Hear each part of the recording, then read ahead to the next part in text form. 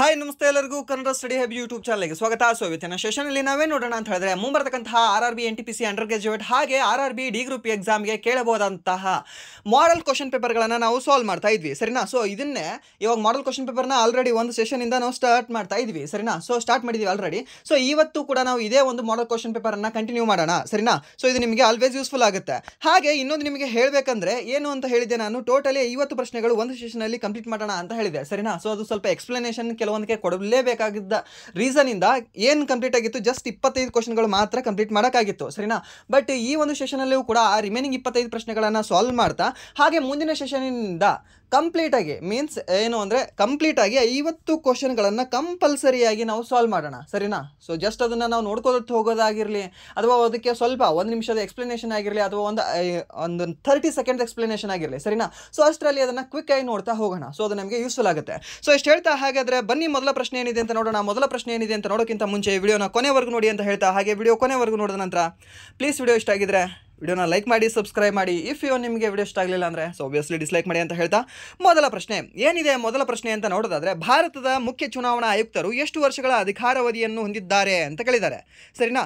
So totally ನಮ್ಮ ಭಾರತ ಸಂವಿಧಾನದಲ್ಲಿ 3 ಹುದ್ದೆಗಳು ಕಂಡು ಬರ್ತವೆ. ಆ 3 ಹುದ್ದೆಗಳಿಗೆ ಅಧಿಕಾರಾವಧಿ ಸೇಮ್ ಇದೆ. ಮೂರು ಹುದ್ದೆಗಳಿದ್ದಾವೆ. 3 ಹುದ್ದೆಗಳಿಗೆ ಈ ಅಧಿಕಾರಾವಧಿ ಸೇಮ್ ಇದೆ. ಯಾವ್ಯಾವ 3 ಹುದ್ದೆಗಳು ಯಾವುದಾದ್ರು ಅಂದರೆ ಒಂದು CAG comptroller and auditor general ಅಂತ ಬರುತ್ತೆ. ಎಷ್ಟನೇ ವಿಧಿಯಲ್ಲಿ ಹೇಳಲಾಗಿದೆ ಇವರ ಹುದ್ದೆಯ ಬಗ್ಗೆ ಅಂದರೆ 148ನೇ ವಿಧಿಯಲ್ಲಿ ಹೇಳಲಾಗಿದೆ.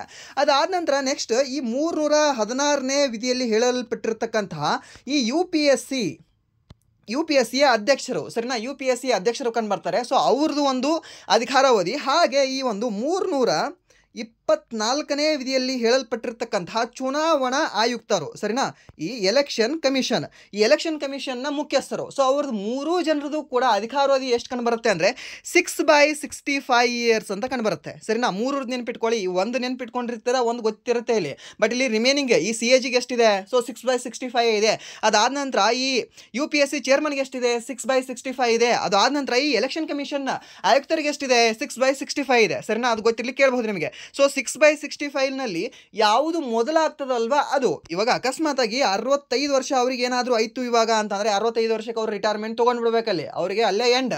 ಇಫ್ ಏನಾದರೂ ಅವ್ರು 6 ವರ್ಷ ಅಲ್ಲಿ ಸರ್ವಿಸನ್ನು ಮಾಡಿದ್ರೆ ಅವ್ರಿಗೆ 30 ವರ್ಷನೇ ಇರಲಿ, 40 ವರ್ಷನೇ ಇರಲಿ, 50 ವರ್ಷನೇ ಇರಲಿ, ಅವ್ರಿಗೆ ಏಜ್ 6 ವರ್ಷ ಮಾಡಿದ್ರೆ ಅಂದರೆ ಅದು ಫಸ್ಟ್ ಕನ್ಸಿಡರ್ ಆಗ್ತದೆ, ಸರಿನಾ. ಗೊತ್ತಿರಲಿ ಕೇಳಬಹುದು ನಿಮಗೆ.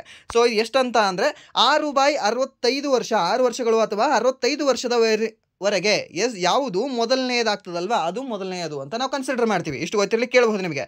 ಅದಾದ ನಂತರ ನೆಕ್ಸ್ಟ್ ಪ್ರಶ್ನೆ ಏನಿದೆ ಅಂತ ನೋಡೋದಾದರೆ ಪಟ್ಟಿ 1 ಮತ್ತು ಪಟ್ಟಿ 2ರಲ್ಲಿನ ವಿಷಯಗಳೊಂದಿಗೆ ಹೊಂದಿಸಿ ಕೆಳಗೆ ನೀಡಲಾದ ಸಂಕೇತಗಳನ್ನು ಬಳಸಿಕೊಂಡು ಸರಿಯಾದ ಉತ್ತರವನ್ನು ಆಯ್ಕೆ ಮಾಡಿ ಅಂತ ಕೊಟ್ಟಿದ್ದಾನೆ. ಏನು ಕೊಟ್ಟಿದ್ದಾನೆ ಅಂದರೆ ಪಟ್ಟಿ 1ರಲ್ಲಿ ಆನೆ ಕಾರಿಡಾರ್ಗಳು ಕೊಟ್ಟಿದ್ದಾನೆ, ಪಟ್ಟಿ 2ನಲ್ಲಿ ಅದರ ರಾಜ್ಯಗಳು ಕೊಟ್ಟಿದ್ದಾನೆ, ಸರಿನಾ. ಸೊ ಇವಾಗ ಅದನ್ನು ನಾವು ಮ್ಯಾಚ್ ಮಾಡಬೇಕಷ್ಟೇ. ಏನೇನು ಮ್ಯಾಚ್ ಮಾಡೋದು, ಇವಾಗ ನಮಗೆ ಗೊತ್ತಿರೋದನ್ನು ನಾವು ಇದ್ರೇನೋ ಹಾಕ್ತಾ ಹೋಗೋಣ, ಸರಿನಾ. ಸೊ ಏನಿದೆ ಈ ಜಮುಯಿ, ಜುಜಾ ಮತ್ತು ಚಕಾಯಿ ಅನ್ನೋಂತ ಏನಿದೆ ಅಲ್ವಾ, ಜಮು, ಜುಜಾ, ಚಕಾಯಿ ಅನ್ನೋದು ಇದೊಂದು ಆನೆ ಕಾರಿಡಾರು ಬಿಹಾರದಲ್ಲೇ ಕಂಡುಬರ್ತದೆ ಇದು, ಸರಿನಾ. ಸೊ ಬಿಹಾರದಲ್ಲೇ ಕಂಡುಬರ್ತದೆ. ಮೀನ್ಸ್ 3 ಇದ್ದದ್ದು C ಆಗಬೇಕು. 3 ಇದ್ದದ್ದು C ಎಷ್ಟಿದೆ ಒಟ್ಟು 1 2 3 ಓಕೆ. ಸೊ ಇಲ್ಲಿದ್ದಾವೆ ಅಲ್ವಾ. ಅದಾಂತರ ನೆಕ್ಸ್ಟ್ ಈ ದೇವ್ಸುಯ ಕಾರಿಡಾರ್ ಅನ್ನೋದು ಇದು ಎಲ್ಲಿ ಕಂಡುಬರ್ತದೆ ಅಂದರೆ ಈ ಒಂದು ಅಸ್ಸಾಂ ರಾಜ್ಯದಲ್ಲಿ ಕಂಡುಬರ್ತದೆ. ಸೊ ಏನಾಗಬೇಕು 2B ಆಗಬೇಕು. 2B ಆಗೋದೇದಿದೆ okay. ಇದನ್ನು ಇಲ್ಲಿ ಮ್ಯಾಚ್ ಆಗ್ತದೆ. ಅದಾದ ನಂತರ ಫಸ್ಟ್ ಏನಿದೆ ಅಂದರೆ ಈ ಖಂಡೂಖ್ವಾದಲ್ಲಿ ಡರ್ಪಾಂಗ್ ದೋಯಿ ಮುಖ ಎಲ್ಲಿ ಕಂಡುಬರ್ತದೆ ಅಂತ ನೋಡೋದಾದರೆ ಇದೊಂದು ಆಂಧ್ರ ಪ್ರದೇಶದಲ್ಲಿ ಕಂಡುಬರ್ತಕ್ಕಂತಹ ಆನೆ ಕಾರಿಡಾರ್ ಆಗಿದೆ. ಯಾವುದು ಖಂಡೂಖ್ವಾದಲ್ಲಿ ಡರ್ಪಾಂಗ್ ದೋಯಿ ಮುಖ್ ಅನ್ನೋದು, ಸರಿನಾ. ಹಾಗೆ ಇದೊಂದು ನಾಗ್ಧರಾ ಬರೋಡ್ ಅನ್ನೋದು ಎಲ್ಲಿ ಕಂಡುಬರುತ್ತೆ ಅಂದರೆ ಇದೊಂದು ಛತ್ತೀಸ್ಗಢದಲ್ಲಿ ಕಂಡುಬರ್ತಕ್ಕಂತಹ ಆನೆ ಕಾರಿಡಾರ್ ಆಗಿದೆ. ಇದು ಕ್ವಶನ್ ಸ್ವಲ್ಪ ಟಫ್ ಲೆವೆಲ್ ಅಂತ ಹೇಳ್ಬೋದು ಇದನ್ನು, ಸರಿನಾ. ಸೊ ಆನೆ ಕಾರಿಡಾರ್ ನೀವು ಜಾಸ್ತಿ ಇದ್ರೆ ಓದ್ಕೊಂಡು ಹೋಗಿರೋಕ್ಕೆ ಸಾಧ್ಯ ಇಲ್ಲ. ಇವಾಗ ಬೇರೆ ಇವಾಗ ವೈಲ್ಡ್ ಲೈಫ್ ಸೆಂಚುರಿ ಓದ್ಕೊಂಡು ಹೋಗೋಕ್ಕಾಗಿರುತ್ತೆ, ಅದಾದಂದ್ರೆ ನ್ಯಾಷನಲ್ ಪಾರ್ಕ್ಗಳು ಓದ್ಕೊಂಡು ಹೋಗೋಕ್ಕಾಗಿರುತ್ತೆ. ಬಟ್ ಇದು ಓದ್ಕೊಂಡು ಹೋಗೋಕ್ಕಾಗಿರಲ್ಲ. ಬಟ್ ಇದನ್ನು ಸ್ವಲ್ಪ ನೋಡ್ಕೊಳ್ಳಿ ಅಥವಾ ಇದನ್ನು ಒಂದು ಸ್ಕ್ರೀನ್ಶಾಟ್ನ ನೀವು ತೊಗೊಳ್ಳಿ, ಸರಿನಾ. ಸೊ ಇದು ಯೂಸ್ಫುಲ್ ಆಗುತ್ತೆ ನಿಮಗೆ.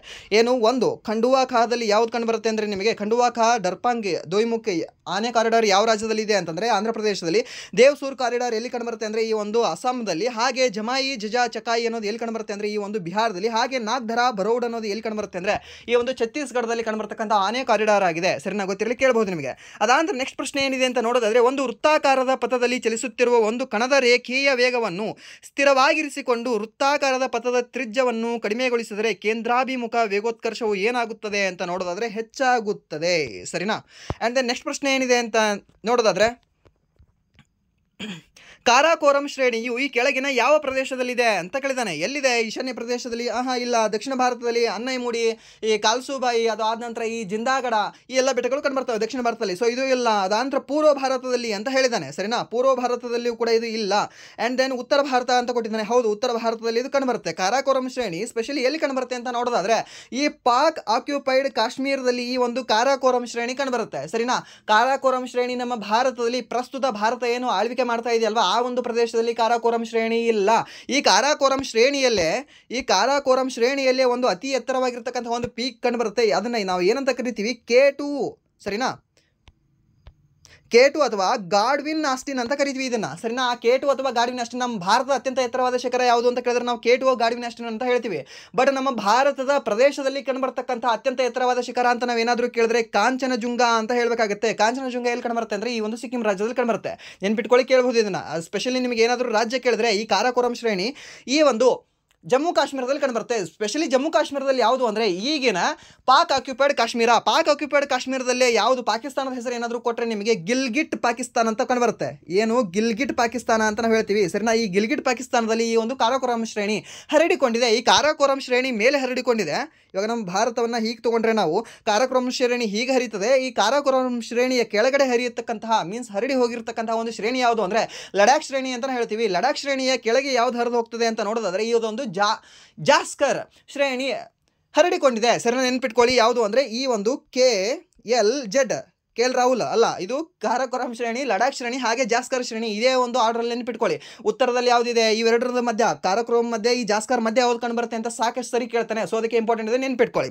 ಹಾಗೆ ನೆಕ್ಸ್ಟ್ ಪ್ರಶ್ನೆ ಏನಿದೆ ಅಂತ ನೋಡೋದಾದ್ರೆ ಈ ಕೆಳಗಿನವರಲ್ಲಿ ಯಾರು 1857ರಲ್ಲಿ ಮೊದಲು ಸ್ವಾತಂತ್ರ್ಯ ಸಂಗ್ರಾಮದ ಸಮಯದಲ್ಲಿ ನಾನಾ ಸಾಹೇಬ್ ಅವರ ಬಂಡಾಯ ಪಡೆಯನ್ನು ಸೋಲಿಸಿದ ಪಡೆಗಳ ಮುಂದಾಳತ್ವ ವಹಿಸಿದ ಬ್ರಿಟಿಷ್ ಅಧಿಕಾರಿಗಳಲ್ಲಿ ಒಬ್ಬರಾಗಿದ್ದಾರೆ ಅಂತ ಹೇಳಿದ್ದಾರೆ. ಇವಾಗ ನಾನಾ ಸಾಹೇಬ್ಗೆ ಕಾನ್ಪುರದಲ್ಲಿ ಸೋಲಿಸಿದವರು ಯಾರು ಅಂದರೆ ಮೇಜರ್ ಜನರಲ್ ಹ್ಯಾವ್ಲಾಕ್ ಅನ್ನೋರು ಅವರನ್ನು ಸೋಲಿಸಿದ್ದಾರೆ. ನೆನ್ಪಿಟ್ಕೊಳ್ಳಿ, ಕೇಳಬಹುದು ನಿಮಗೆ. ಹಾಗೆ ದೆಹಲಿಯಲ್ಲಿ ದಂಗೆಯನ್ನು ಶಮನ ಮಾಡಿದವರು ಯಾರು? ಜಾನ್ ನಿಕೋಲ್ಸನ್ ಅಂತ ಕಂಡುಬರ್ತಾರೆ, ಸರಿನಾ? ಇವ್ರ ಹೆಸರು ಕೂಡ ನೀವು ನೆನ್ಪಿಟ್ಕೊಳ್ಳಿ. ಆ್ಯಂಡ್ ದೆನ್ ನೆಕ್ಸ್ಟ್ ಪ್ರಶ್ನೆ ಏನಿದೆ ಅಂದರೆ ಕಬ್ಬು ಅಭಿವೃದ್ಧಿ ನಿರ್ದೇಶನಾಲಯ, ಸರಿನಾ? ಸೊ ಅದರ ಪ್ರಕಾರ 2023-24ರಲ್ಲಿ ಭಾರತದಲ್ಲಿ ಅತಿ ಹೆಚ್ಚು ಕಬ್ಬು ಉತ್ಪಾದಿಸಿದ ರಾಜ್ಯ ಯಾವುದು? ಇದರ ಪ್ರಕಾರ ಅಲ್ಲ, ನನ್ನ ಪ್ರಕಾರ, ನಿಮ್ಮ ಪ್ರಕಾರ, ಯಾವುದರ ಪ್ರಕಾರ ಹೇಳಿದ್ರು ಕೂಡ ಉತ್ತರ ಪ್ರದೇಶ ನೀವು ಹೇಳಬೇಕಾಗುತ್ತೆ, ಸರಿನಾ? ಈ ವರ್ಷವೂ ಕೂಡ ಅತಿ ಹೆಚ್ಚು ಕಬ್ಬು ಬೆಳೆಯತಕ್ಕಂತಹ ಒಂದು ರಾಜ್ಯ ಯಾವುದು ಅಂದರೆ ಉತ್ತರ ಪ್ರದೇಶ. ಹೋದ ವರ್ಷ ಅತಿ ಹೆಚ್ಚು ಕಬ್ಬು ಬೆಳೆದಿರತಕ್ಕಂತಹ ರಾಜ್ಯ ಯಾವುದು ಅಂದರೆ ಉತ್ತರ ಪ್ರದೇಶ. ಅತಿ ಹೆಚ್ಚು ಕಬ್ಬಿನ ಫ್ಯಾಕ್ಟ್ರಿ ಇರತಕ್ಕಂತಹ ಒಂದು ರಾಜ್ಯ ಯಾವುದು ಅಂದರೆ ಉತ್ತರ ಪ್ರದೇಶ. ಸೆಕೆಂಡ್ ಮಹಾರಾಷ್ಟ್ರ ಕಂಡುಬರುತ್ತೆ, ಥರ್ಡ್ ನಮ್ಮ ಕರ್ನಾಟಕ ಕಂಡುಬರುತ್ತೆ. ನೆನ್ಪಿಟ್ಕೊಳ್ಳಿ. ಹಾಗೆ ನಮ್ಮ ಭಾರತದ ಜಾವ ಅಂತ ನಾವು ಯಾವುದನ್ನ ಕರಿತೀವಿ ಅಂತ ನೋಡೋದಾದ್ರೆ ಈ ಗೋರಖ್ಪುರವನ್ನು ನಮ್ಮ ಭಾರತದ ಜಾವ ಅಂತ ಕರಿತೀವಿ. ನೆನ್ಪಿಟ್ಕೊಳ್ಳಿ, ಇದನ್ನು ಕೂಡ ನಿಮಗೆ ಕೇಳಬಹುದು. ಜಾವ ಎದಕ್ಕೆ ಫೇಮಸ್ ಆಗಿದೆ? ಈ ಒಂದು ಕಬ್ಬಿಗೆ ಫೇಮಸ್ ಆಗಿದೆ. ಸೊ ಅದಕ್ಕೆ ನಮ್ಮ ಭಾರತದಲ್ಲಿ ಒಂದು ಪ್ರದೇಶ ಕಂಡು ಬರುತ್ತೆ, ಈ ಒಂದು ಗೋರಖ್ಪುರ ಅನ್ನೋ ಒಂದು ಜಿಲ್ಲೆ. ಆ ಗೋರಖ್ಪುರ ಜಿಲ್ಲೆಗೆ ನಮ್ಮ ಭಾರತದ ಜಾವ ಅಂತ ಕರಿತೀವಿ. ನೆನ್ಪಿಟ್ಕೊಳ್ಳಿ, ಕೇಳಬಹುದು ಇದನ್ನ. ಹಾಗೆ ನೆಕ್ಸ್ಟ್ ಪ್ರಶ್ನೆ ಏನಿದೆ ಅಂತ ನೋಡೋದಾದ್ರೆ ಇದೊಂದು ಅಂಕಿಅಂಶ ಕೊಟ್ಟಿದ್ದಾನೆ. ಇದು ಎಷ್ಟಕ್ಕೆ ಈಕ್ವಲ್ ಆಗಿದೆ ಅಂತ ಕೇಳಿದ್ದಾನೆ, ಸರಿನಾ? ಎಷ್ಟಕ್ಕೆ ಈಕ್ವಲ್ ಆಗಿದೆ ಅಂತ ನೋಡಿದ್ರೆ ಇದೊಂದು 10ಗೆ ಈಕ್ವಲ್ ಆಗಿರುತ್ತೆ. ಅದಾಂತರ ನೆಕ್ಸ್ಟ್ ಪ್ರಶ್ನೆ ಏನಿದೆ ಅಂತ ನೋಡೋದಾದ್ರೆ ಈ ಕೆಳಗಿನ ಯಾವ ಹೇಳಿಕೆಯು 1857ರ ದಂಗೆಯಲ್ಲಿ ಮಹಿಳೆಯರ ಪಾತ್ರದ ಬಗ್ಗೆ ಸರಿಯಾಗಿದೆ ಅಂತ ಕೇಳಿದ್ದಾನೆ.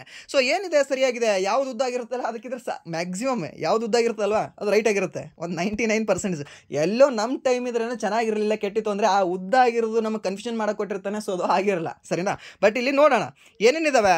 ಝಾನ್ಸಿ ರಾಣಿ ಲಕ್ಷ್ಮೀಬಾಯಿ ಅವರು ಮಾತ್ರ ದಂಗೆಯಲ್ಲಿ ಭಾಗವಹಿಸಿದ್ರು? ಇಲ್ಲಲ್ಲ, ಬೇಗಂ ಹಜರತ್ ಮಹಲ್ ಭಾಗವಹಿಸಿದ್ರಲ್ಲ. ಸೊ ಇದು ಆಗ್ಲಿಕ್ಕೆ ಸಾಧ್ಯನೇ ಇಲ್ಲ. ದಂಗೆಯು ಯಾವುದೇ ಹಂತದಲ್ಲಿ ಮಹಿಳೆಯರು ಭಾಗವಹಿಸಿರಲಿಲ್ಲ. ಮತ್ತು ರಾಣಿ ಲಕ್ಷ್ಮೀಬಾಯಿ ಇದಾರಲ್ರಿ, ಇಲ್ಲಿ ಬೇಗಂ ಹಜರತ್ ಮಹಲ್ ಇದ್ದಾರೆ. ಸೊ ಇದು ಕೂಡ ಆಗಲ್ಲ. ದಂಗೆಯಲ್ಲಿ ಬ್ರಿಟಿಷರನ್ನು ಬೆಂಬಲಿಸುವಂತೆ ಮಹಿಳೆಯರನ್ನು ಒತ್ತಾಯಿಸಲಾಯಿತು. ಇದು ಏನು ಸುಳ್ಳು. ಸೊ ಉಳಿದಿರೋದು ಯಾವುದು? ಒಂದೇ ಒಂದು. ಯಾವುದು? ಈ ಒಂದು ದಂಗೆಯಲ್ಲಿ ರಾಣಿ ಲಕ್ಷ್ಮೀಬಾಯಿ ಮತ್ತು ಬೇಗಂ ಹಜರತ್ ಮಹಲ್ ಅವರಂತಹ ಮಹಿಳೆಯರು ಪ್ರಮುಖ ಪಾತ್ರವನ್ನು ವಹಿಸಿದ್ದರು. ಹೌದು.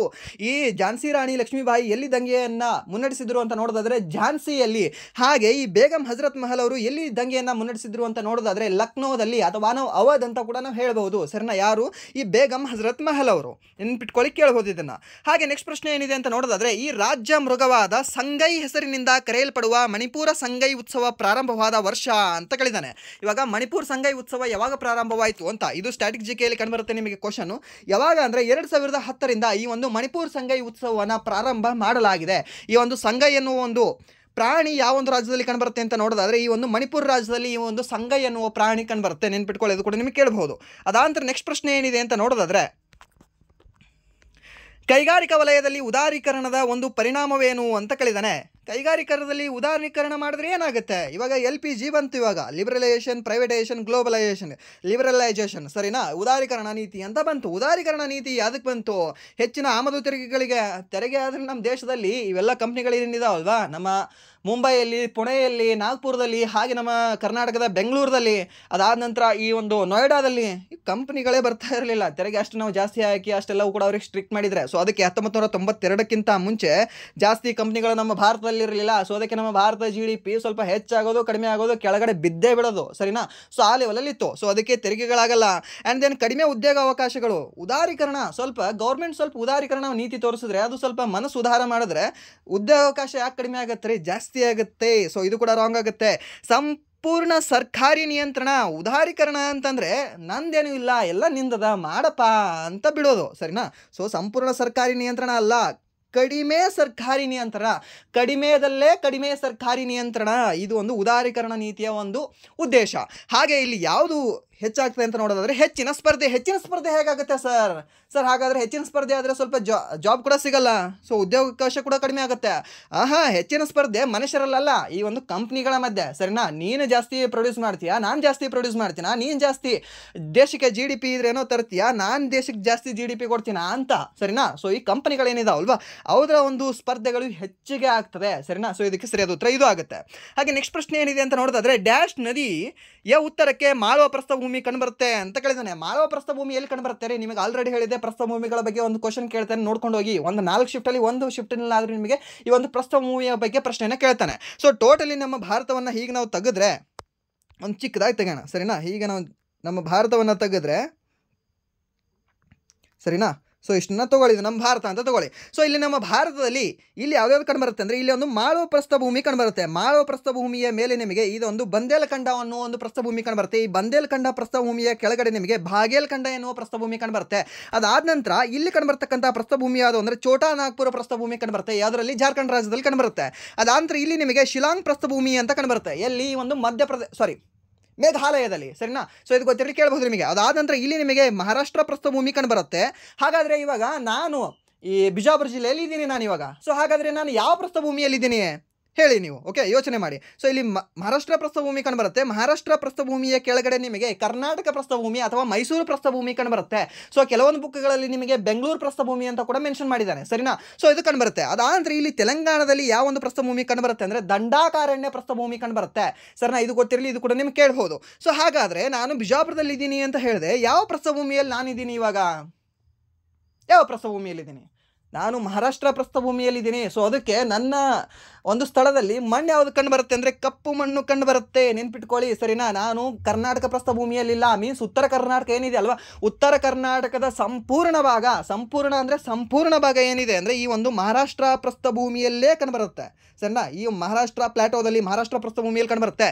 ಸೊ ಇಲ್ಲಿ ನಾನೇನು ಹೇಳ್ತಾ ಇದ್ದೆ, ಕ್ವಶನ್ ಏನು ಕೇಳಿದ್ದಾನೆ, ಈ ಯಾವ ನದಿಯು ಉತ್ತರಕ್ಕೆ ಮಾಳವ ಪ್ರಸ್ಥಭೂಮಿ ಇದೆ ಅಂತ. ಹಾಗಾದರೆ ಉತ್ತರಕ್ಕೆ ಅಂದರೆ ಆ ನದಿಯಲ್ಲಿ ಹರಿಬೇಕು. ಇಲ್ಲಿ ಮಾಳವ ಪ್ರಸ್ಥಭೂಮಿ ಅಂತ ಹೇಳಿದ್ರೆ ಈ ಒಂದು ನದಿಯಲ್ಲಿ ಹರಿಬೇಕು ಅಂದರೆ ಇದ್ರ ದಕ್ಷಿಣಕ್ಕೆ ಹರಿಬೇಕು.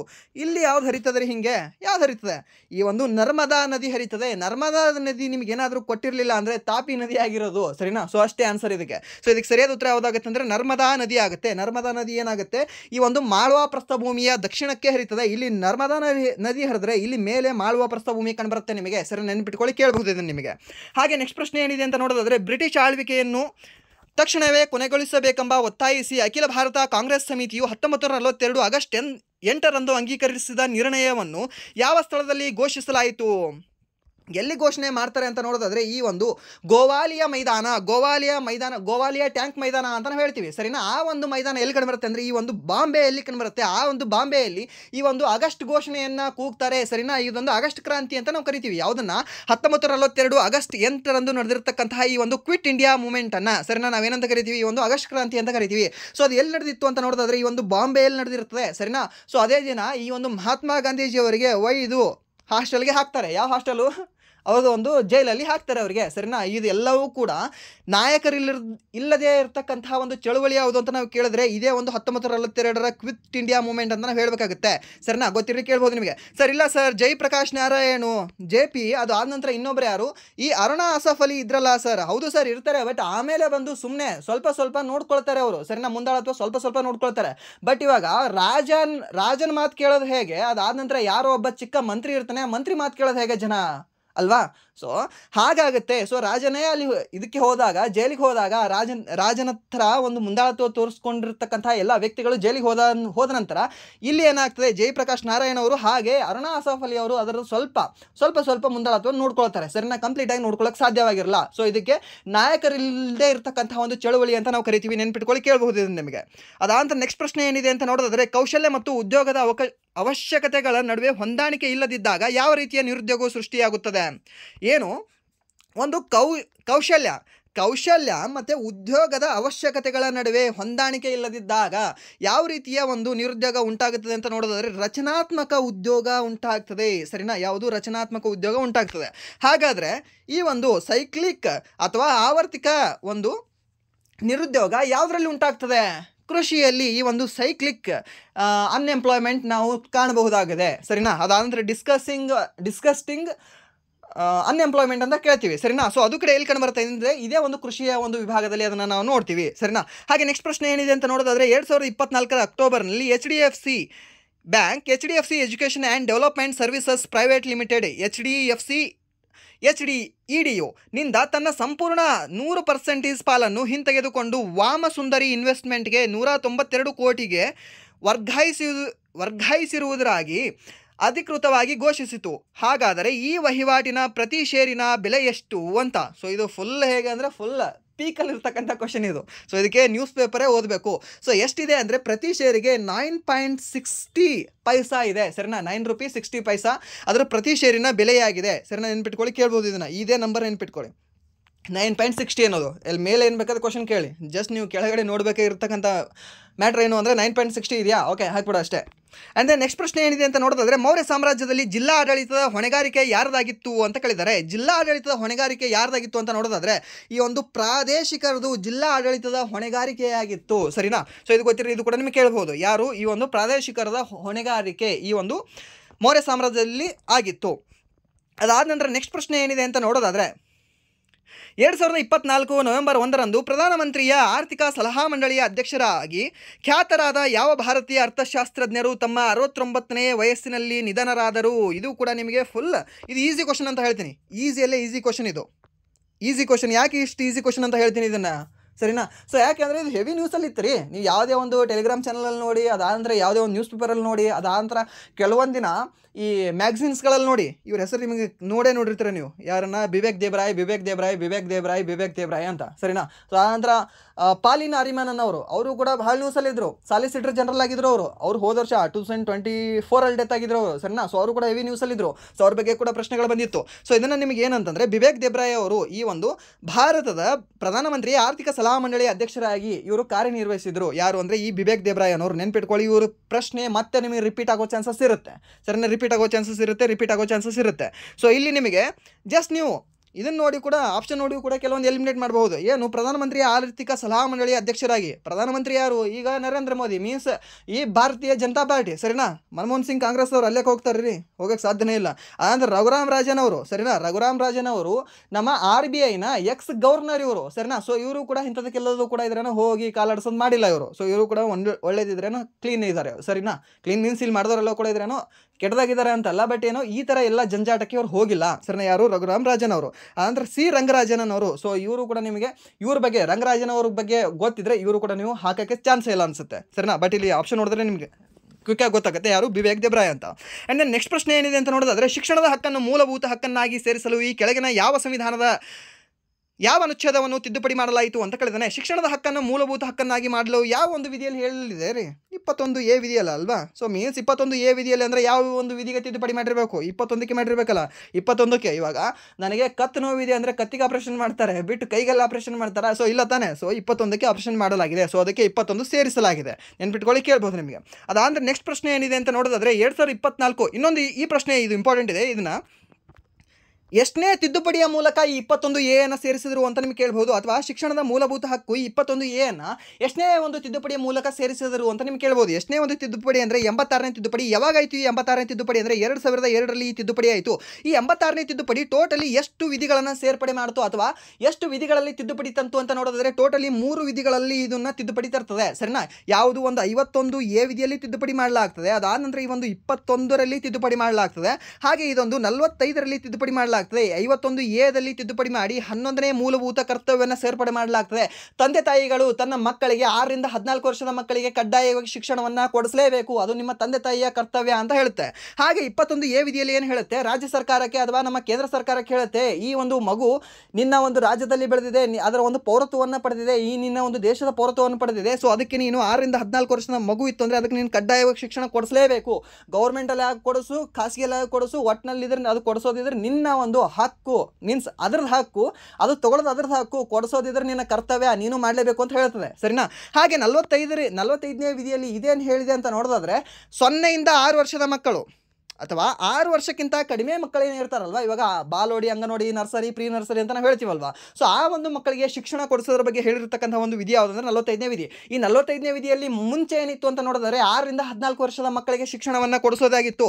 ಇವಾಗ 45 ವಿಧಿ ಇದು ಹೇಳಿದ್ರೆ ಹಾಗಾದರೆ 21ನೇ ವಿಧಿ ಕೂಡ ಅದೇ ಹೇಳುತ್ತಲ್ಲ. 21ನೇ ವಿಧಿ ಯಾವಾಗಿದ್ರೆ ಬಂತಲ್ವಾ, ಆ 21ನೇ ವಿಧಿ ಬಂದಾಗ ಅದಕ್ಕೆ ಇದನ್ನು ಏನು ಮಾಡ್ತೀವಿ, 6 ರಿಂದ ಕಡಿಮೆ ವರ್ಷದ ಮಕ್ಕಳಿಗೆ ಶಿಕ್ಷಣವನ್ನು ಕೊಡಿಸೋದು ಅಂತ ತಿದ್ದುಪಡಿ ಮಾಡಿಬಿಡ್ತೀವಿ. ಸೊ ಸಿಂಪಲ್ ಇದು. ಸೊ ಇಷ್ಟು ನೆನ್ಪಿಟ್ಕೊಳ್ಳಿ, ಕೇಳ್ಬೋದು. ಅದರ ಮೇಲೆ ಒಂದು 3-4 ಕ್ವಶನ್ಗಳು ನಿಮಗೆ ರೈಸ್ ಆಗ್ತವೆ.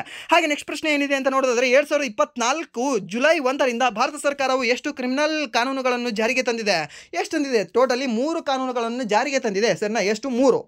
ಅದರಲ್ಲಿ ಅತಿ ಇಂಪಾರ್ಟೆಂಟ್ ಆಗಿರೋದು ಯಾವುದು? ಭಾರತೀಯ ನ್ಯಾಯ ಸಂಹಿತಾ ಅನ್ನೋದು ಇಂಪಾರ್ಟೆಂಟ್ ಆಗುತ್ತೆ. ಇದೆಲ್ಲದರ ಮುಂದೆ 2023 ಅನ್ನೋದು ಬರೆಯೋದು ಕಡ್ಡಾಯವಾಗಿದೆ, ನೆನ್ಪಿಟ್ಕೊಳ್ಳಿ. ಸರಿನಾ? ಯಾವುದೇ ಒಂದು ಆ್ಯಕ್ಟಿನ ಮುಂದೆ ನಾವು ಅದರದ ಒಂದು ವರ್ಷವನ್ನು ಬರೆಯೋದು ಕಡ್ಡಾಯವಾಗಿರುತ್ತೆ. ನೆನಪಿರಲಿ, ಗೊತ್ತಿರಲಿ, ಕೇಳಬಹುದು ನಿಮಗೆ ಇದು. ಹಾಗೆ ನೆಕ್ಸ್ಟ್ ಪ್ರಶ್ನೆ ಏನಿದೆ ಅಂತ ನೋಡೋದಾದರೆ 1962ರ ಸೆಪ್ಟೆಂಬರ್ನಿಂದ 2024ರ ಅಕ್ಟೋಬರ್ 30ರವರೆಗೆ ಭಾರತದಲ್ಲಿ ಸರಾಸರಿ ನಗದು ಮೀಸಲು ಅನುಪಾತವು ಕ್ಯಾಶ್ ರಿಸರ್ವ್ ರೇಷೋ ಎಷ್ಟು ಅಂತ ಕೇಳಿದ್ದಾನೆ. ಕ್ಯಾಶ್ ರಿಸರ್ವ್ ರೇಷೋ ಎಷ್ಟಿದೆ ಅಂತ ನೋಡೋದಾದರೆ 4% ಆಗಿದೆ. 4% ಏನಿದೆ ಕ್ಯಾಶ್ ರಿಸರ್ವ್ ರೇಷೋ ಇದೆ. ಸರಿನಾ? ಅದಾಂದ್ರೆ SDF ಎಷ್ಟಿದೆ ಪ್ರಸ್ತುತ? SDF ಎಷ್ಟಿದೆ ಅಂದರೆ 5.25 SDF ಆಗಿದೆ. ಸರಿನಾ? SDF ಎಷ್ಟಿದೆ ಪ್ರಸ್ತುತ ಅಂದರೆ 5.25 ಇದೆ. ಅದಾದ ನಂತರ ನಿಮಗೆ ರೆಪೋ ರೇಟ್ ಎಷ್ಟು ಕಂಡು ಬರುತ್ತೆ ಅಂದರೆ, ರೆಪೋ ರೇಟ್ ಹೇಳ್ತಾ ಇದ್ದೀನಿ, ಎಷ್ಟು ಅಂದರೆ 5.50 ನಿಮಗೆ ರೆಪೋ ರೇಟ್ ಕಂಡು ಬರುತ್ತೆ. ಸರಿನಾ? 5.50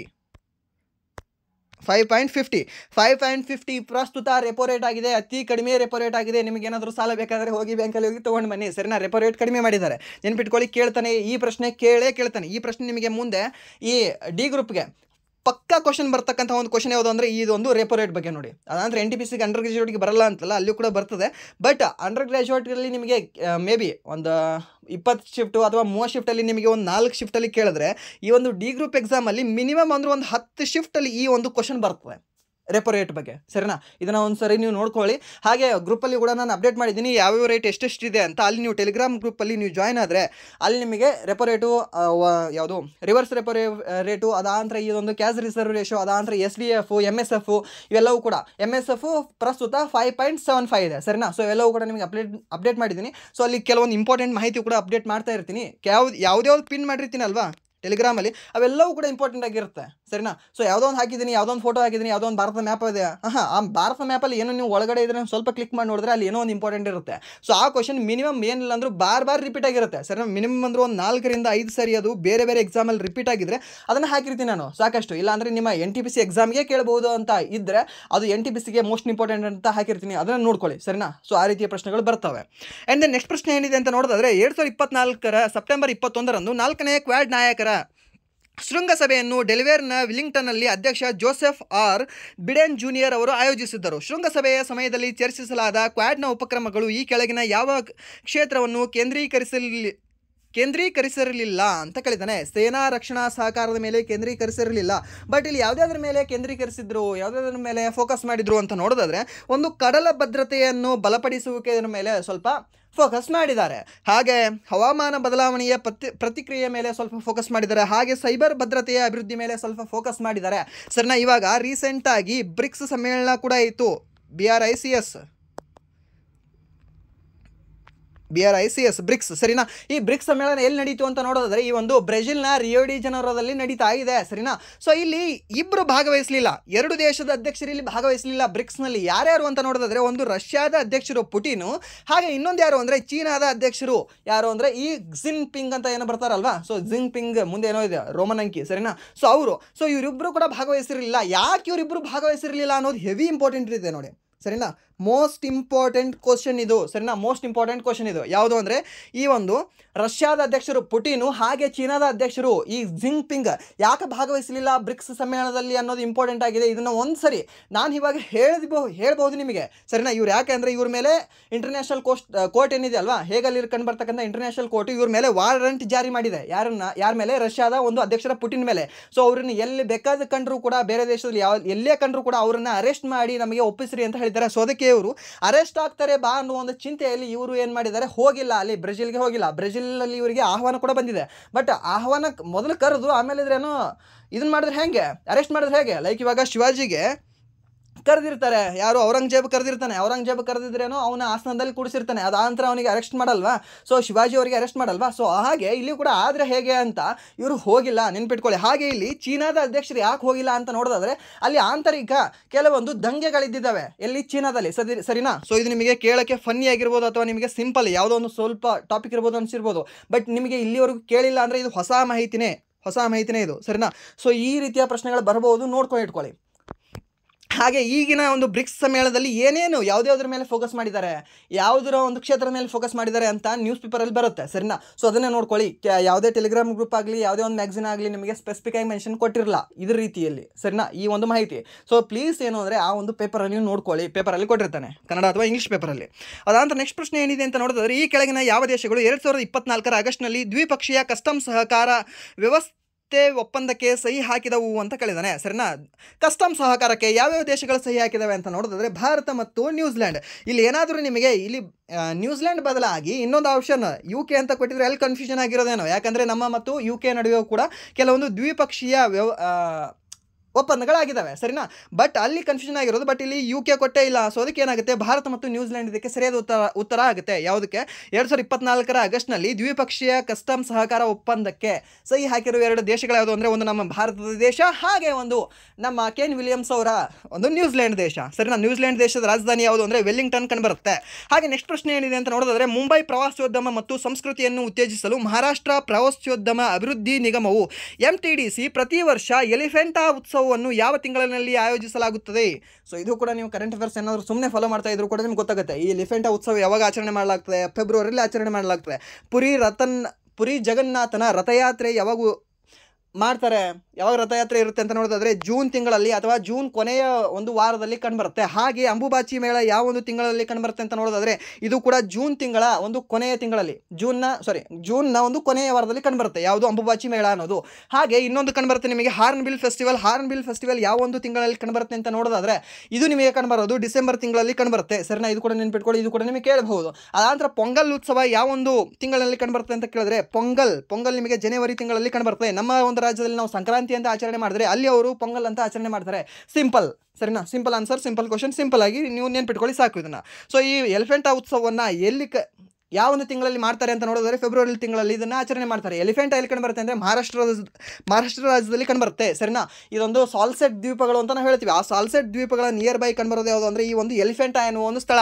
ಈ ಎಲಿಫೆಂಟಾ ಸ್ಥಳದ ಒಂದು ಪೂರ್ವದ ಹೆಸರು ಏನು ಅಂತ ಕೇಳಿದ್ರೆ ಗೊರವಪುರಿ ಅಂತ ನಾವು ಹೇಳ್ತೀವಿ. ಯಾವುದನ್ನ? ಈ ಒಂದು ಗೊರವಪುರಿ ಅಂತ ನಾವು ಹೇಳ್ತೀವಿ. ಯಾವುದ್ರದ? ಈ ಎಲಿಫೆಂಟಾ ಒಂದು ಹಳೆ ಹೆಸರು. ಎಲಿಫೆಂಟಾ ಅನ್ನೋದು ಈಗಿನ ಹೆಸರು, ಅದೊಂದು ಊರಿನ ಹೆಸರಿದೆ ಸರಿನಾ. ಆ ಒಂದು ಊರಿನ ಒಂದು ಹಳೆ ಹೆಸರು ಏನು ಅಂದರೆ ಗೊರವಪುರಿಯನ್ನು ಎಲಿಫೆಂಟಾ ಅಂತ ಕರೆದ ಮೂರ್ಖರು ಯಾರು ಅಂತ ನೋಡೋದಾದ್ರೆ ಪೋರ್ಚುಗೀಸರು ಹೋಗ್ತಾರೆ, ಅಲ್ಲಿ ಹೋಗಿ ನೋಡ್ತಾರೆ, ಇದೇನಿದೆ, ಅವ್ರಿಗೆ ಗೊರವಪುರಿ ಅಂತ ಹೇಳ್ತಾರೆ ಇಲ್ಲಿ ಜನ. ಗೊರವಪುರಿನ ಅಲ್ಲೇನು ಎಲಿಫೆಂಟ್ ಇದ್ದಾವೆ, ಮೀನ್ಸ್ ಆನೆಗಳ ಒಂದು ಕೆತ್ತಿದಂಥ ಚಿತ್ರಗಳಿದ್ದಾವೆ ಅಲ್ಲ. ಇದು ಎಲಿಫೆಂಟಾ ಇದೆ. ಆ ನನ್ನ ಮಕ್ಕಳಿಗೆ ಉಚ್ಚಾರ ಮಾಡೋಕ್ಕೆ ಬರಲ್ಲ ಅಂತ ಅವರು ಎಲಿಫೆಂಟಾ ಕರೆದ್ರು ಸರಿನಾ. ಸೊ ನೀವು ನೋಡಿರ್ತೀರಾ ಕೆಲವೊಂದು ಪದಗಳು ಬ್ರಿಟಿಷರೇ ಕೊಟ್ಟಿರ್ತಕ್ಕಂಥ ಪದಗಳು ನಾವು ಸರಿನಾ ಇಲ್ಲಿವರೆಗೂ ನಾವು ಯೂಸ್ ಮಾಡ್ತಾ ಇದ್ದೀವಿ. ಕ್ಯಾಲಿಕಟ್ ಇಟ್ಸ್ ಬ್ರಿಟಿಷ್ ವರ್ಡ್ ಅದು. ಅದಾದ್ರೆ ಲಕ್ನೋ ಸರಿನಾ. ಲಕ್ನೋ ಹೇಗೆ ಬರೀತೀರಾ? LACKNOW ಸರಿನಾ. ಎಲ್ಲಿದೆ? ಓಕೆನೆ. ಲಕ್ನೋ. ಈ ಲಕ್ನೋ ಓಕೆ, ಲಕ್ನೌ LAKHNOU ಹಿಂಗೆ ಬರಬೇಕಾಗಿತ್ತು ಅದು, ಸರಿನಾ? ಇಲ್ಲಾಂದ್ರೆ NOV ಅಂತ ಬರ್ಬೇಕು, ಇವು ಬರಬೇಕಾಗಿತ್ತು. ಸೊ ನಾವು ಅವ್ರು ಹೇಗೆ ಪ್ರೊನೌನ್ಸ್ ಮಾಡಿದ್ದಾರೆ ಅಂದರೆ ಲ್ಯಾಕ್ನೌ ಅಂತ ಪ್ರೊನೌನ್ಸ್ ಮಾಡಿದ್ದಾರೆ. ಸೊ ಅದಕ್ಕೆ ನಾವು ಈಗ ಬರೆಯೋದು ಕೂಡ ಇದ್ರೆ ಲ್ಯಾಕ್ನೌನೇ ಬರಿತೀವಿ, ಸರಿನಾ? ಸೊ ಅದಾನಂತರ ಕಲ್ಕತ್ತಾ. ಸೊ ಕಲ್ಕತ್ತಾವು ಕೂಡ ಸೇಮ್ ಹಾಗೆ ಇದೆ. ಸೊ ಇದು ಗೊತ್ತಿರೋ ಕೇಳ್ಬೋದು ನಿಮಗೆ. ಅದಾನಂತರ ನೆಕ್ಸ್ಟ್ ಪ್ರಶ್ನೆ ಏನಿದೆ ಅಂತ ನೋಡೋದಾದ್ರೆ, ಈ ಕೆಳಗಿನವುಗಳಲ್ಲಿ ಯಾವ ಪರ್ವತ ಕಣಿವೆ ಮಾರ್ಗವು ಭಾರತವನ್ನು ಚೀನಾದೊಂದಿಗೆ ಸಂಪರ್ಕ ಹೊಂದಿಸುತ್ತದೆ? ಯಾವುದು? ಈ ಒಂದು ನಾಥುಲಾ, ಇಲ್ಲೇ ಇದೆಯಲ್ಲ, ನಾಥುಲಾ ಪಾಸ್ ಏನಿದೆ ಅಲ್ವಾ, ಚೀನಾ ಜೊತೆ ಸಂಪರ್ಕವನ್ನು ಹೊಂದಿಸ್ತದೆ. ಹಾಗೆ ಒಂದು ರೇಷ್ಮೆ ಮಾರ್ಗ ಅಂತ ನಾವು ಯಾವುದನ್ನು ಕರಿತೀವಿ ಅಂತ ನೋಡೋದಾದ್ರೆ, ಇದೇ ಒಂದು ನಾಥುಲಾ ಪಾಸನ್ನು ನಾವು ರೇಷ್ಮೆ ಮಾರ್ಗ ಅಂತ ಕರಿತೀವಿ. ಈ ಒಂದು ನಾಥುಲಾ ಪಾಸ್ ಯಾವ ರಾಜ್ಯದಲ್ಲಿ ಕಂಡುಬರುತ್ತೆ ಅಂತ ನೋಡೋದಾದರೆ, ಇದು ಕಂಡುಬರೋದು ಈ ಒಂದು ಸಿಕ್ಕಿಂ ರಾಜ್ಯದಲ್ಲಿ ಕಂಡುಬರುತ್ತೆ, ಸರಿನಾ? ಯಾವ ಒಂದು ರಾಜ್ಯದಲ್ಲಿ? ಸಿಕ್ಕಿಂ ರಾಜ್ಯದಲ್ಲಿ ನಾಥುಲಾ ಪಾಸ್ ಕಂಡುಬರುತ್ತೆ. ಅದಾನಂತರ ಈ ಜೋಜಿಲಾ ಪಾಸಲ್ಲಿ ಕಂಡುಬರುತ್ತೆ, ಇದು ಕೂಡ ಸಿಕ್ಕಿಮಲ್ಲಿ ಕಂಡುಬರುತ್ತೆ, ಇದು ಕೂಡ ನೆನಪಿಟ್ಕೊಳ್ಳಿ, ಕೇಳ್ಬೋದು ನಿಮಗೆ. ಅದಾನಂತರ ರೋಹಟಾಂಗ್ ಪಾಸಲ್ಲಿ ಕಂಡುಬರುತ್ತೆ, ಈ ರೋಹಟಾಂಗ್ ಅನ್ನೋ ಪಾಸಲ್ಲಿ ಕಂಡುಬರುತ್ತೆ ಅಂತ ನೋಡೋದಾದರೆ ಹಿಮಾಚಲ ಪ್ರದೇಶದಲ್ಲಿ ಕಂಡುಬರುತ್ತೆ, ಸರಿನಾ?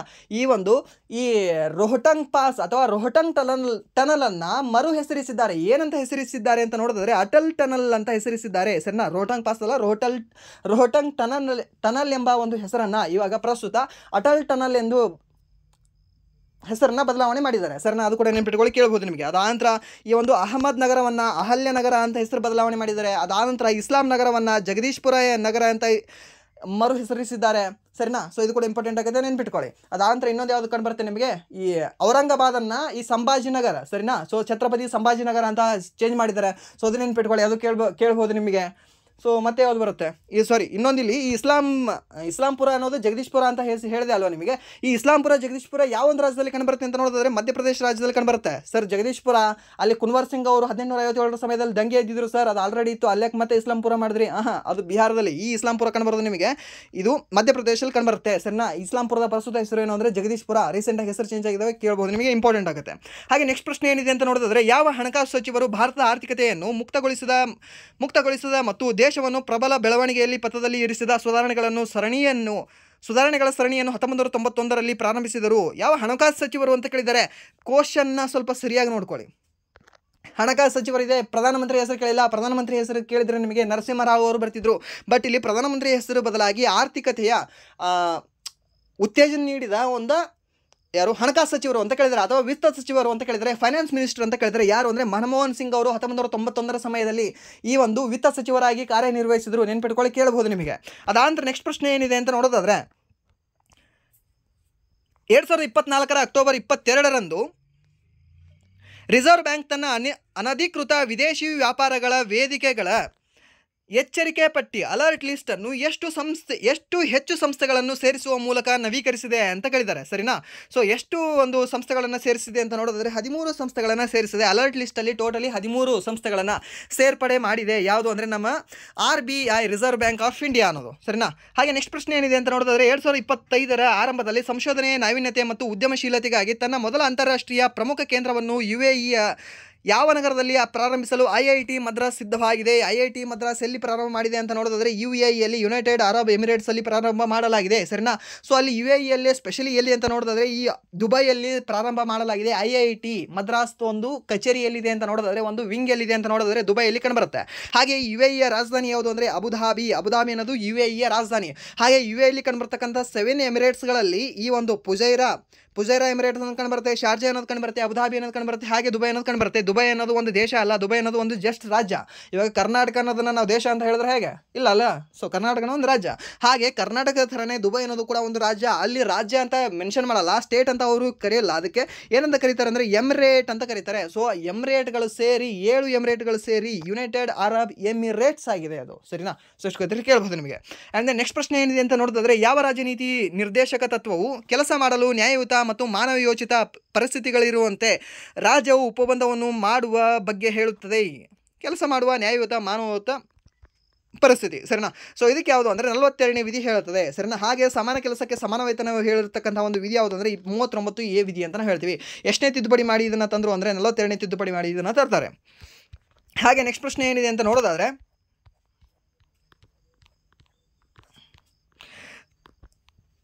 ಸ್ವರ್ಣ ಸಿಂಗ್ ಸಮಿತಿಯ ಶಿಫಾರಸು ಈ ಕೆಳಗಿನ ಯಾವುದನ್ನು ಭಾರತ ಸಂವಿಧಾನಕ್ಕೆ ಸೇರಿಸಿತು ಅಂತ ಕೇಳಿದ್ದಾರೆ, ಸರಿನಾ? ಸ್ವರ್ಣ ಸಿಂಗ್ ಸಮಿತಿ ಸ್ವರ್ಣ ಸಿಂಗ್ ಸಮಿತಿ ಯಾವುದಕ್ಕೆ ಸಂಬಂಧ ಹೊಂದಿದೆ? ಮೂಲಭೂತ ಕರ್ತವ್ಯಗಳು. ಯಾವ ದೇಶದಿಂದ ತಂದರು? ರಷ್ಯಾ ದೇಶದಿಂದ ತಂದರು. ಯಾರು ಇವ್ರಿಗೆ ಕಳಿಸಿದವರು? ಈ ಇಂದಿರಾ ಗಾಂಧಿ ಅವರು ಇವರಿಗೆ ಕಳಿಸಿದರು. ಎಷ್ಟನೇ ಒಂದು ವರ್ಷದಲ್ಲಿ, ಯಾವ ಒಂದು ವರ್ಷದಲ್ಲಿ ಇವರಿಗೆ ಕಳಿಸಿದ್ರು ಅಂತ ನೋಡಿದ್ರೆ 1976ರಲ್ಲಿ ಕಳಿಸಿದ್ರು. ಮೀನ್ಸ್ ಈ ತಿದ್ದುಪಡಿ ಯಾವಾಗ ಆಯಿತು ಅಂತ ನೋಡಿದ್ರೆ 1976ರಲ್ಲಿ ಎಷ್ಟನೇ ತಿದ್ದುಪಡಿ ಆಯಿತು ಅಂತ ನೋಡಿದ್ರೆ 42ನೇ ತಿದ್ದುಪಡಿ ಆಯಿತು. 42ನೇ ತಿದ್ದುಪಡಿಯನ್ನು ನಾವು ಇಂದಿರಾ ಗಾಂಧಿ ತಿದ್ದುಪಡಿ ಅಥವಾ ಇಂದಿರಾ ಗಾಂಧಿ ಸಂವಿಧಾನ, ಮಿನಿ ಸಂವಿಧಾನ ಅಥವಾ ಅತ್ಯಂತ ದೊಡ್ಡ ತಿದ್ದುಪಡಿ ಸಂವಿಧಾನ ಅಂತ ನಾವು ಕರಿತೀವಿ. ಸರಿನಾ? ಇದನ್ನು ನೆನ್ಪಿಟ್ಕೊಳ್ಳಿ, ಕೇಳ್ಬೋದು ನಿಮಗೆ. ಯಾರು? ಈ ಒಂದು ಸ್ವರ್ಣ ಸಿಂಗ್ ಸಮಿತಿ. ಹಾಗಾದರೆ ಈ ಸ್ವರ್ಣ ಸಿಂಗ್ ಸಮಿತಿ ಟೋಟಲಿ ಎಷ್ಟು ಶಿಫಾರಸ್ ಮಾಡ್ತು, ಎಷ್ಟು ಮೂಲಭೂತ ಕರ್ತವ್ಯಗಳನ್ನು ಶಿಫಾರಸ್ ಮಾಡ್ತು ಅಂತ ನೋಡೋದಾದ್ರೆ ಟೋಟಲಿ 8 ಕರ್ತವ್ಯಗಳನ್ನು ಶಿಫಾರಸ್ ಮಾಡ್ತದೆ. 8ರಲ್ಲಿ 2 ಬೇಡಪ್ಪ, 2 ನೀನೇ ಇಟ್ಕೋ, 6 ನಮಗೆ ಸಾಕು, 6ರಲ್ಲಿ ನಾವು 4 ಜೋಡಿಸಿ ಇದಕ್ಕೆ ಟೋಟಲಿ 10 ಮೂಲಭೂತ ಕರ್ತವ್ಯಗಳನ್ನು ಸೇರ್ಪಡೆ ಮಾಡ್ತೀವಿ ಅಂತ ಹೇಳಿದ್ರು. ಸರಿನಾ? ಹಾಗಾದರೆ 11ನೇ ಮೂಲಭೂತ ಕರ್ತವ್ಯ ಯಾವಾಗ ಸೇರ್ಪಡೆ ಮಾಡಿದ್ರು? 2002ರಲ್ಲಿ 86ನೇ ತಿದ್ದುಪಡಿ ಮಾಡಿ ಹೇಳಿದೆ ಅಲ್ವಾ? ಪಾಲಕರು ತನ್ನ ಮಕ್ಕಳಿಗೆ 6ರಿಂದ 14 ವರ್ಷದ ಮಕ್ಕಳಿಗೆ ಶಿಕ್ಷಣವನ್ನು ಕೊಡಿಸೋದು ಮೂಲಭೂತ ಕರ್ತವ್ಯ ಆಗಿದೆ ಅಂತ ಹೇಳಿದೆ ಅಲ್ವಾ? ಸೊ ಅದು 11ನೇದು. ಸೊ ಪ್ರಸ್ತುತ ಎಷ್ಟು ಮೂಲಭೂತ ಕರ್ತವ್ಯಗಳಿದಾವೆ ಅಂದರೆ 11 ಮೂಲಭೂತ ಕರ್ತವ್ಯಗಳಿದ್ದಾವೆ. ಹಾಗಾದರೆ ಇವಾಗ ನೀವು ಹೇಳ್ಬೋದು 1948ರಲ್ಲಿ ಸಂವಿಧಾನ ಬಂದಿರಲ್ಲ ಅಲ್ವಾ? 1968ರಲ್ಲಿ ಎಷ್ಟು ಮೂಲಭೂತ ಕರ್ತವ್ಯಗಳಿದ್ವು ಅಂತ ಈ ರೀತಿಯ ಪ್ರಶ್ನೆ ಕೇಳ್ತಾನೆ. ಸರಿನಾ? ಎಷ್ಟು ಕರ್ತವ್ಯಗಳಿದ್ವು ಅಂತ ನೋಡಿದ್ರೆ 0. ಯಾಕಂದರೆ 1976ಕ್ಕಿಂತ ಮುಂಚೆ ಮೂಲಭೂತ ಕರ್ತವ್ಯ ಅನ್ನೋ ಕಾನ್ಸೆಪ್ಟೇ ಇರಲಿಲ್ಲ ನಮ್ಮ ಭಾರತ ಸಂವಿಧಾನದಲ್ಲಿ. ಸೊ ಅದಕ್ಕೆ ಏನಂತ ಹೇಳಬೇಕು? 0 ಅಂತ ಹೇಳಬೇಕಾಗುತ್ತೆ. ಪ್ರಸ್ತುತ ಎಷ್ಟು ಅಂತ ಕೇಳಿದ್ರೆ ನಾವೇನಂತ ಹೇಳಬೇಕಾಗುತ್ತೆ? ಟೋಟಲಿ 11 ಅಂತ ಹೇಳಬೇಕಾಗುತ್ತೆ. 2002ಕ್ಕಿಂತ ಮುಂಚೆ ಅಥವಾ 1992ರಲ್ಲಿ ಎಷ್ಟು ಮೂಲಭೂತ ಕರ್ತವ್ಯಗಳಿದ್ದು ಅಂತ ಏನಾದರೂ ಕೇಳಿದ್ರೆ 10 ಮೂಲಭೂತ ಕರ್ತವ್ಯಗಳು ಅಂತ ಹೇಳಬೇಕಾಗುತ್ತೆ. 1978ರಲ್ಲಿ ಎಷ್ಟು ಮೂಲಭೂತ ಕರ್ತವ್ಯಗಳು ಅಂತ ಹೇಳಿದ್ರೆ ಅವು ಕೂಡ 10 ಅಂತ ಹೇಳಬೇಕಾಗುತ್ತೆ. ಸರಿನಾ? ಇಷ್ಟು ಇಂಪಾರ್ಟೆಂಟ್ ಇದೆ, ನೆನ್ಪಿಟ್ಕೊಳ್ಳಿ ಕೇಳ್ತಾನೆ. ಹಾಗೆ ಈ ಒಂದು ಮೂಲಭೂತ ಕರ್ತವ್ಯಗಳನ್ನು ಯಾವ ದೇಶದಿಂದ ಎರವಲು ಪಡ್ಕೊಂಡು ಬಂದರು ಅಂತ ನೋಡೋದಾದ್ರೆ ಈ ಒಂದು ರಷ್ಯಾ ದೇಶದಿಂದ ಎರವಲು ಪಡ್ಕೊಂಡು ಬಂದಿದ್ದಾರೆ. ಹಾಗೆ ರಾಜನೀತಿ ನಿರ್ದೇಶಕ ತತ್ವಗಳು ಐರ್ಲೆಂಡ್ ದೇಶದಿಂದ, ಹಾಗೆ ಈ ಒಂದು ಮೂಲಭೂತ ಹಕ್ಕುಗಳನ್ನು USA ದೇಶದಿಂದ ಎರವಲು ಪಡ್ಕೊಂಡು ಬಂದಿದ್ದಾರೆ.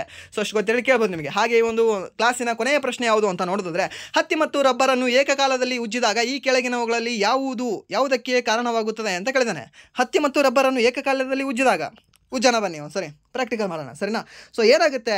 ಹತ್ತಿಯ ಧನಾತ್ಮಕ ಆವೇಶಕ್ಕೆ ಒಳಗಾಗುತ್ತದೆ, ರಬ್ಬರ್ ಋಣಾತ್ಮಕ ಆವೇಶಕ್ಕೆ ಒಳಗಾಗುತ್ತದೆ. ಸರಿನಾ? ಸೊ ಇದು ನೆಗೆಟಿವ್ ಚಾರ್ಜ್ ಬರುತ್ತೆ ಯಾವುದಕ್ಕೆ? ರಬ್ಬರ್ಗೆ. ಹಾಗೆ ಹತ್ತಿ ಏನಾಗುತ್ತೆ? ಪಾಸಿಟಿವ್ ಚಾರ್ಜ್ ಆಗುತ್ತೆ. ಸರಿನಾ? ಹತ್ತಿ ಒಂದು ಏನಾಗಿದೆ? ಹತ್ತಿ ಅನ್ನೋದು ಒಂದು ಸೆಲ್ಯುಲೋಸ್ ಆಗಿದೆ. ಸರಿನಾ? ಹತ್ತಿ ಅನ್ನೋದು ಏನಾಗಿದೆ ಅಂತ ಕೇಳಿದ್ದಾನೆ ಒಂದು ಪ್ರಶ್ನೆ.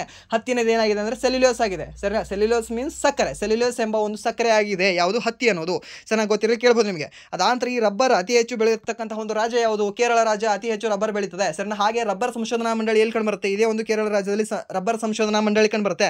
ಹಾಗೆ ನಿಮಗೆ ಸಂಶೋಧನಾ ಮಂಡಳಿ ಅಂದರೆ ಇವಾಗ ಮಾಂಸ ಸಂಶೋಧನಾ ಮಂಡಳಿ ಎಲ್ಲಿ ಕಂಡು ಬರುತ್ತೆ? ಸರ್ ಮಾಂಸದ್ದು ಇದೆಯಾ? ಮೀಟ್. ಹೌದು, ಮೀಟ್ ರಿಸರ್ಚ್ ಸೆಂಟರ್ ಅಂತ ಕಂಡು ಬರುತ್ತೆ. So meet national research centre ಅಂತ ಯಾವ ಒಂದು ರಾಜ್ಯದಲ್ಲಿ ಅಂದರೆ ಹೈದರಾಬಾದ್ ಬಿರಿಯಾನಿ ಎಲ್ಲಿ? ಹೈದರಾಬಾದಲ್ಲಿ ಕಂಡು ಬರುತ್ತೆ. ಸರಿನಾ? ಸೊ ನೆನ್ಪಿಟ್ಕೊಳ್ಳಿ ಕೇಳ್ಬೋದು ನಿಮಗೆ. ಅದಾಂತರ ಕುದುರೆ ಸಂಶೋಧನಾ ಸಂಸ್ಥೆಯಲ್ಲಿ ಕಂಡು ಬರುತ್ತೆ ನಿಮಗೆ, ಹಿಸಾರದಲ್ಲಿ ಕಂಡು ಬರುತ್ತೆ. ಸರಿನಾ? ಎಲ್ಲಿ? ಹಿಸಾರಲ್ಲಿ ಕಂಡು ಬರುತ್ತೆ. ಯಾವುದು? ಕುದುರೆ ಸಂಶೋಧನಾ ಸಂಸ್ಥೆ ನಿಮಗೆ ಹಿಸಾರಲ್ಲಿ ಕಂಡು ಬರುತ್ತೆ. ಹಾಗೆ ಈ ಎಮ್ಮೆ ಸಂಶೋಧನಾ ಸಂಸ್ಥೆಯಲ್ಲಿ ಕಂಡು ಬರುತ್ತೆ ಅಂತ ನೀವು ಕಮೆಂಟ್ ಮಾಡಿ, ಅದನ್ನು ನಾನು ನೋಡ್ತೀನಿ. ಅದಾದ ನಂತರ ಓಕೆ, ಇದಾಗಿತ್ತು ಇಲ್ಲಿವರೆಗೆ RRB NTPC ಮತ್ತು RRB D ಗ್ರೂಪ್ಗೆ ಸಂಬಂಧಿಸಿದಂತಹ ಮಾಡೆಲ್ ಕ್ವಶನ್ ಪೇಪರ್ಗಳ ವಿಶ್ಲೇಷಣೆ. ಸೊ ಇಲ್ಲಿವರೆಗೂ ವಿಡಿಯೋ ನೋಡೋದಕ್ಕಾಗಿ ಫಸ್ಟ್ ಆಫ್ ಆಲ್ ಧನ್ಯವಾದಗಳು. ಹಾಗೆ ಇಲ್ಲಿವರೆಗೂ ವಿಡಿಯೋ ನೋಡಿ ನಿಮಗೆ ಏನಾದರೂ ವಿಡಿಯೋ ಇಷ್ಟ ಆಗಿದ್ರೆ, ಪ್ಲೀಸ್ ನಿಮಗೆ ಏನಾದರೂ ಇದರಿಂದ ಉಪಯೋಗ ಆಗ್ತಾಯಿದ್ರೆ ಪ್ಲೀಸ್ ವಿಡಿಯೋನ ಲೈಕ್ ಮಾಡಿ ಹಾಗೆ ಸಬ್ಸ್ಕ್ರೈಬ್ ಮಾಡಿ ಅಂತ ಹೇಳ್ತಾ ವಿಡಿಯೋನ ಇಲ್ಲಿಗೆ ಎಂಡ್ ಮಾಡಿದ್ದೀನಿ. Once again thank you so much.